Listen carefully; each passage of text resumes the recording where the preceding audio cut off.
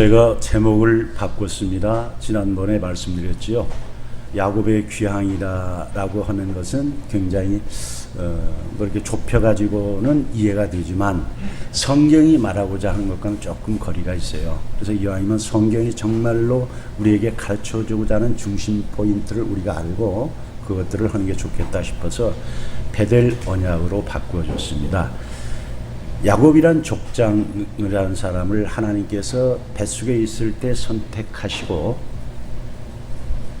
그래서 로마서 9장에서 우리에게 모든 사를 가르쳐 준다고 제가 지난주에 말씀하셨죠. 하나님께서 우리를 택해 주시는 것은, 구원해 주시는 것은 우리가 어떤 그럴 만한 어떤 뭐 자격이 있어서 그렇게 하는 게 아니라고. 나는 그래도 남보다 선하니까, 다른 저 사람은 좀 다르잖아. 나는 그 마음씨가 그래도 본질적으로 그래. 이렇게 생각하시면 큰 오산이고 착각입니다. 성경은 에레미야서 얘기합니다. 만물보다 거짓되고 부패한 것이 인간의 마음입니다. 거기에 누구도 예의가 없습니다. 우리는 짐승만 또 사실 이사야서 같은 데서 얘기해줘. 짐승만 또 못하다고. 짐승들은 주인을 알아보고 주인을 배반하지 않는데, 인간이라는 존재는 하나님께서 이스라엘이라는 백성을 선택해서, 그 지금 이스라엘이라는 이름이 야곱을 바꿔주신 이름이잖아요. 정말 은혜 받을 수 없는, 자격 없는 그런 자를 하나님이 사랑하셔서 택해 주시고 그 큰 은혜를 주시고 큰 영광을 주셨음에도 불구하고 뻑하면 하나님의 말씀을 순종하지 않고 지멋대로 배반하고 사는 그런 악한 그런 모습을 안타까우시는 걸 우리에게 이야기합니다. 우리는 이스라엘 백성과 다르냐? 전혀 안 다릅니다. 우리도 덩어만 더했지 조금도 나은 게 없습니다. 그래서 이런 성경에서 정말 말하고자 하는 것들을 우리가 잘 알고, 하나님의 은혜로 정말 나 같은 자를, 바울 사도가 말한 것 같이 정말 죄인 중에 괴수 같은 나를 하나님이 그래도 사랑하셔서 이렇게 구원해 주셨구나 라는 걸 깨닫고, 그렇게 나를 사랑하신, 그래서 성경에서 우리 예수 믿는 사람들이 많이 쓰는 말 가운데 중요한, 잘 쓰는 말이 뭐예요? 그럼에도 불구하고, 내가 이렇게 악함에도 불구하고, 늘 실패함에도 불구하고, 늘 하나님 안 믿는데도 불구하고 하나님은 변함없이, 나는 시시때때로 변해서, 우리는 하나님을 정말 사랑하지 못하고 세상을 사랑하고 하나님의 뜻대로 정말 행하지 못하고 내 뜻대로 행하는데 불구하고 하나님 변함없이 나를 사랑하시고, 그런 나를 끝까지 포기하지 않으시고 그 자비와 권능으로 약속하신 대로 하나님은 날 버리지 않고 영원토록 함께 하신다라는 게 성경의 이야기거든요. 그럼 그렇게 하나님의 하시는 앞에서 우리가 늘 이렇게 살아야 되느냐? 짧은 인생인데, 정말 짧잖아요. 인생이 짧습니다. 하루하루를 정말 예수 믿는 사람은 소중히 살아야 합니다. 세상 것 즐기고 사는 게 아니라 하나님의 형상을 내가 회복해가면서 먹든지 마시든지 정말 내가 하나님의 은혜로 살고, 하나님의 은혜를 내가 늘 깨닫고 내가 그렇게 변화되어져서 하나님이 기쁘시게 하는 삶, 그렇게 사는 삶이 얽매인 삶이 아니라 그렇게 사는 삶이 참 행복한 삶을 살 수 있기 때문에 그래요. 그렇게 내가 하나님을 겸손해서 의지하고 살면은 하나님을 그래서 기도하는 거지 않습니까? 내가 늘 깨어지고 낮아지고 그렇게 계속 겸손하게 하나님 없이 못 삽니다. 하나님 저 도와주셔야 선하게 살 수 있고, 하나님 저 도와주셔야만 거짓 없이 살 수 있지. 이 거짓 많고 악한 세계에서 나도 모르게 이 세상과 이렇게 살다 보면은 순간 거짓말을 해야 되고 악을 행해야 되고 그러지 않습니까? 안 그러면 불이익을 당하고 뭐 이런 데서 내 힘으로 안 된다, 우리 넘어지지 않습니까? 내 힘으로 안 되는 거예요. 근데 하나님의 힘으로 살면 그런 것들을 이겨요. 이기게 해주시는 거예요. 그래서 그 죄악 가운데 고통스럽게 살지 않고요. 죄지만 다 누구나 고통스러운 거예요. 정상적인 사람은.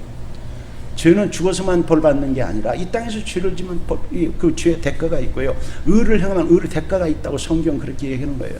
우리가 의를 행하면요, 아름다운 화평의 열매를 맺는 거예요. 내가 의롭게 살아가면요, 항상 모든 사람과의 관계가 좋아요. 아십니까? 내가 손해를 보고 어려움을 당해도 의롭게 항상 살아가면요, 사람과의 관계가 좋은 거예요. 고통이 없어요. 근데 내가 내 이익을 위해서 불의하게 살면 반드시 그 대가가 서로 고통이 오는 거예요. 그래서 사람들이 고통 가운데 살고 미워하고 그러지 않습니까? 누가 세상에 시간이 말해주는 거잖아요. 비밀이 없습니다. 그 시간이 지나면 다 알잖아요. 그게 날 이렇게 했구나. 좋은 일을 생각해서 감사하다. 정말 그분 좋으신 분이다. 진짜 옳다고 그 존경하게 되고 인정하고 그 서로 좋아지지 않습니까? 반대로 악을 행하면 어떻게 돼요? 나한테 그럴 수가 있어. 그때 그런 줄 알았더니 이렇게 속였는데. 그럼 분노하고 싫어지고 미워지고 그러지 않습니까? 그래서 결과가 이 땅에서 다 그렇게 사는 거예요. 여러분 삶 지금 어떻게 사십니까? 모든 사람 화평하십니까? 그러면 하나님과 내가 화평해야 하나님의 능력으로 살아야. 그래서 하나님이 항상 네가 나를 마음을 다요. 네가 세상의 마음을 뺏기지 말고 나한테 그 마음이 붙들려 있어야만 네 마음대로 안 살고 세상으로 물들지 않고 네가 그렇게 살아갈 수 있다라는 거예요. 그래서 하나님 우리 연약함을 아시기 때문에 그러는 거예요. 뭐 하나님이 안전하서나 뭐 자나깨나 기도하라고 뭐 이렇게 우리가 어렵겠냐? 아니다라는 거예요. 착각하지 마시라는 거예요. 그렇게 안 하면 우리가 고통스럽게 사는가요? 하나님이 우리를 주님 안에서 평안을 누리고 주님 안에서 참된 소망을 가지고 참 소망 가지고 기쁨과 소망 가운데 많은 사람을 의로움 속에 살아갈 수 있도록 하기 위해서 그러는 거예요. 성경이 그걸 가르쳐 주는 거예요. 이 베델 언약도 마찬가지죠. 제가 지난주 1차로 설교했지 않습니까? 야곱이라는 사람 이야기를 1차로 했죠. 다시 한번 정리하자면 야곱은 이름 그 자체가 좀 안타깝게도 극도의 개인주의 넘어서 이기주의에 사는 사람이라는 거예요. 그런 사람이었어요. 자기밖에 몰라요. 형제도 없어요. 아버지도 무시하고 자기 이익을 위해서는 무섭죠. 참 안타까운 사람이죠. 그런데 하나님은 그런 사람을 왜 그랬을까요? 저는 성경을 또 왜 신약 성경에서는 베드로 이야기가 예수님 12제자관에서 많이 쓸까요? 제가 보는 성경 해석하는 관점에서는 베드로라는 사람이 허물이 많고 우리와 너무 닮은 거예요. 그래서 그 베드로가 우리가 너무 닮았으니까 네 모습이 이런 거야 라고 가르쳐 주셔서 그렇게 쓰시는 거예요. 그럼 반대로 구약 성경에서 족장 가운데서 야곱이 이야기가 가장 많다고 했는데 아브라함이나 이삭보다도 야곱이 우리하고 너무 같은 거예요. 바로 너야. 네가 이런 거야. 그래서 그 사람 얘기를 자세히 잘 기록해서 이렇게 하면 안 돼. 이렇게 해야 돼. 그럼에도 불구하고 하나님은 네가 이름에도 불구하고 버리시지 않고 끝까지 그를 하나님의 사람으로 만드시는 그 하나님의 신실하심, 한번 언약하시면 편치 않고 끝까지 이루시는 전능하시고 전지하시고 신실하신 그 하나님을 우리가 가르쳐주는 게 성경이에요. 그게 중요한 거거든요. 그래서 그 창세기 25장에서 야곱의 얘기를 제가 다루고 난 뒤에 26장에서 잠시 이삭 그 아버지 얘기를 잠깐 다루고 난 뒤에 또 27장부터는 지금 이제 아버지와 앞서 공식적으로 이제 그 장자권을 그러니까 이제 얻게 되는데 그건 아주 악한 방법으로 얻게 된 거잖아요. 그런 것 때문에 이제 가정에 그럼 정적인 이제 어려움이 와가지고 불의를 행하면 그렇다고 그랬잖아요. 불의를 행하면 그때부터 어려움이 오는 거예요. 그래서 이제 자기 집을 평생 떠날 수밖에 없는 그때 나이가 몇 살이라고 그랬어요? 77세라고. 그 베델로냐 할 때가. 그러니까 그때는 원수컨 때잖아요, 인생. 그런데 오늘날 우리하고 인체를 우리하고 비교하면 안 돼요. 우리 70세면 아직 다 70세 안 됐거든요. 근데 그 사람은 70세 때 결혼하잖아. 그래가지고 100세 다 될 때까지 애를 낳고 막 정정하잖아, 일을. 147세까지 살았거든요. 족장 시대하고 지금 시대는 달라요. 살아도 100여세가 됐는데 너무 이뻐가지고 너무 예뻐가지고 남들이 이렇게 그 시선을 끌고 남편 되는 사람이 그 불안을 느낄 만큼 그 미모가 가지고 있었다. 자꾸 오늘날 관점에 성경 억지로 자기 스타일로 하려고는 안 돼요. 그 시대를 정확히 보고 우리가 정확히 보기는 참 어렵지만은 그래도 조심스럽게 잘 보고 우리가 해석을 해야 성경에서 정말 말하고자 하는 것들을 우리가 알 수 있는 거지. 그래 잘못되게 조그마한 거 하나가 전체 흘릴 수도 있으니까. 그래서 그런 야곱 이제 정말로 그 자기 아버지가 부자고 자기 할아버지가 대부였어요. 아브라함도 자기 집에 종이 얼마나 400명 이상 돼 있잖아요. 이삭도 창세기 26장에 보면 이삭도 어마어마한 종들이 있어서 당시 그라라 왕이 와서 우리가 이렇게 불가춘약 맺자고 할 만큼 그렇게 그 부엘세가 있을 때 엄청난 힘을 가지고 있던 그런 집안이에요. 이런 것들 우리가 잘 놓치면 안 돼요. 그러니까 그 속에서 자라서 이 친구가 고생 별로 안 했다라는 거 제가 그냥 고생도 안 해본 친구가 참 잘못한 것으로 인해서 집을 떠나서 한 2, 3일 됐을 때 루스란 지역에 도착했는데 하나님이 그 발걸음을 성경은 얘기하잖아요. 너희가 잠언서 16장에서 하나님이 절대 주권을 얘기할 때 그래요. 사람이 자기의 갈 길을 계획할지라도 그 발걸음을 인도하시는 분 여호와시니라 그래요. 우리 인생길을 내가 이렇게 살겠다 계획해도 우리 그렇게 살 수 없어요. 하나님의 섭리 속에 다 있다는 게 모든 국가와 또 이런 개인이나 모든 게 다 하나님의 섭리 속에 있다는 거예요. 성경은 이야기하는 거예요. 그래서 인간의 그 하나님의 절대 주권과 인간의 자유가 늘 부딪히는데 그걸 이성적으로 해결을 못 해요. 그 신비예요. 그 인간의 그렇다고 자유의지를 하나님이 안 주신 게 아니에요. 하는 것 같은데 그것도 하나님의 허용 범위 내에서 한다라는 걸 하는 거예요. 죄 짓는 것도 허용 범위 내에서 허락하시는 걸로 이렇게 해석하는데 어쨌든 하나님이 거의 발걸음을 루스가 브엘사로부터 85km 정도 지점이었기 때문에 그게 한 2, 3일 걸린 결정하고 지난주에 말씀 거기서 그게 하나님이 임재하셨던 거라고 말씀드렸습니다. 하나님이 임재하세요. 왜 임재하세요? 드디어 야곱이라는 사람을 이제 그 리브가가 잉태했을 때 약속한 대로 뱃속에 있을 때 내가 얘를 선택했다 왔은 대로 이제 그 하나님이 등장하셔서 가장 인생에서 힘들 때 언제 우리가 하나님을 만납니까? 등 따스고 배부르면 절대 하나님 안 찾습니다. 내 삶의 문제가 정말 내 힘으로 안 될 때 절대자를 찾는 거예요. 지금도 일반 대학교 가면 종교학교가 있어요. 신학과 말고도 종교라는 것이 인간에 중요하기 때문에 종교가 뭔가에 연구하는 그 학과가 있어요. 신학과 이게 아니고 그래서 거기서 모든 교수들이 인정하는 게 뭐예요? 누가 절대자를 만나느냐. 참 자기 한계를 느낀다. 자기 한계를 인정하는 사람. 한계를 인정하지 않으면 절대자를 인정하지도 않고 찾지도 않지요. 하나님은 그런 상황을 우리를 많이 몰아놓으세요. 그래서 예수 믿는 우리가 그런 위기나 그런 어떤 것들은 하나님을 찾도록 하시기 위해 서시는 하나님의 섭리라고 우리가 이해해야 돼요. 왜 하나님 날 이렇게 어렵게 만드나? 왜 기독교가 오늘날 세계에 퍼진 줄 아십니까? 로마 카타콤이라는 지하동굴을 있으면서 그 사자들의 물려죽음 앞에서 불에 타 죽는 앞에서 그 기독교를 피해 종교라고 그러잖아요. 그 죽음 앞에서도 찬양하고 당당히 죽어가는 것 때문에 수많은 사람들이 그걸 보고 저게 가짜만 저럴 수 있겠냐. 그래서 더 기독교가 불같이 더 번진 거예요. 그래서 기독교를 피해 종교. 물론 예수의 피로 우리가 죄수 한 번서 피해 종교라는 말도 있지만 기독교 오늘날 교회에서는 생명 앞에서 태양 찬양하고 천생명은 부활을 아니까 영생을 아니까 힘있게 했던 것 때문에 오늘 우리가 존재하는 거예요. 내가 얼마나 믿음으로 사냐. 믿음으로 산다는 것은 뭘 말하냐? 말씀으로 네가 사냐. 그래서 죄를 성경이 말하는 걸 알고 막 정말 그래서 기도하고 예배 드리는 것에 그렇게 기뻐하고 그거 하기 위해서 직장도 또 사업도 거기에 맞춰서 네가 하냐. 그래서 정말 네가 교회 공동체를 사랑해서 헌신하려고 어떻게든 네가 가진 시간과 물치고 재능을 가지고 이 교회, 왜냐하면 교회를 차신자를 전도해서 그리스도인을 만드는 곳이 여기니까. 베델 언약 중요하지 않습니까? 베델 언약 하나님이 그 절대 정말 고독 속에서 내일 일이 불안하고 정말 처절하게 외로움 속에 있는 이런 일로산 먹었던 야곱에게 기독교는 하나님이 찾아오시는 하나님이세요. 하나님 우리를 우리는 하나님 못 찾아가는 거예요. 인간이 하나님 찾지도 않고 모르니까 하나님 찾아오시는 우리를. 그것이 부모를 통해서였거든. 뭐 이성을 통해서였거든. 자식을 통해서 친구를 통해서였거든. 찾아오시는 거예요. 우리를 찾아오셔요. 하나님이 찾아오셔서 잃어버린 자식 부모 찾아오시는 거예요. 찾아오셔서 야곱에게 말씀해 주시죠.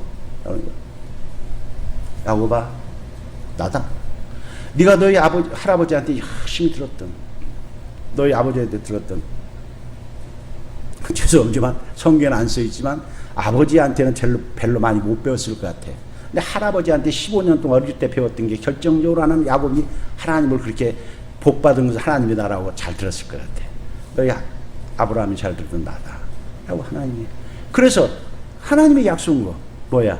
내가 너와 함께 있다. 이게 가장 죄로 말미암아 우리가 하나님으로부터 쫓겨나서 분리된 거잖아요. 그래서 그것도 또 고통이 오는 거잖아요.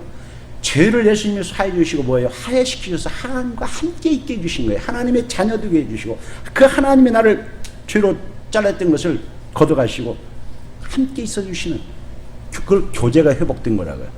그 놀라운 삶은 이제부터 시작되겠다. 근데 구체적으로 그래서 내가 그런 삶을 너를 통해서 너만 위해서가 아니라 너를 통해서 많은 세상 사람들이 그렇게 하나님을 만날 수 있도록 네가 축복의 통로가 되기 위해서 내가 너와 함께 있겠다라는 거지. 아브라함이 약속하고 이삭이 약속해서 너한테 너를 통해서 내가 다시 한다. 그래서 너에게 자손을 통해서 기업도 하늘나라의 기업도 땅의 기업도 준다.